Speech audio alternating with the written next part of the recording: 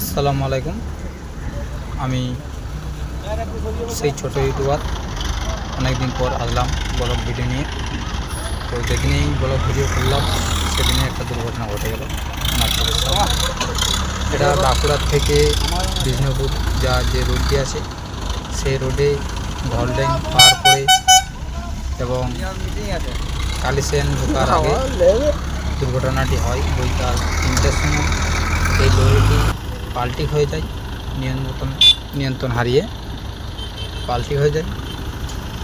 তো ড্রাইভার মদ খেয়েছিল, নেশা করেছিল, পাল্টি হয়ে যায়।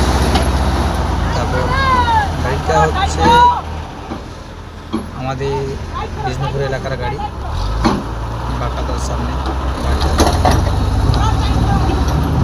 মালিক আছে, ড্রাইভার বাড়ি গেছে, ড্রাইভার একটা দুর্ঘটনা চলে গেছে, ঢুকে গেছে। দেখতে পাচ্ছেন গাড়িটা এখন খোলা চলছে আর রাত্রে 9টা বেজে গেছে। আর ব্যাগের পরিস্থিতি খুবই খারাপ। বৈকাল 3টা থেকে জল প্রচণ্ড ছিল, সেদিন তুলতে পারেনি কেউ, তাই রাত্রে ম্যাচ চিকিৎসা করার পরে আসলাম। তো আবার ম্যাচটা থেকে আসলো, এবার চলছে এখন। তো এইসব ভিডিও যদি পেতে চাও লাইক শেয়ার কমেন্ট করে দেবেন। ভিডিওটি দেখতে গেলে পেজ দিয়ে ফলো করে নিন। আর যেসব দাদা বন্ধুরা আমাকে ফলো করেনি সেসব দাদা বন্ধুরা ফলো করে নিন। তো এর আগে আমার একটা ছোটো ইউটিউবার নামে পেজ করা ছিল, সেই পেজে আমার ফেসবুকে 6000 কিছু ফলোয়ার ছিল এবং ইনস্টাগ্রামে 9000 ফলোয়ার ছিল।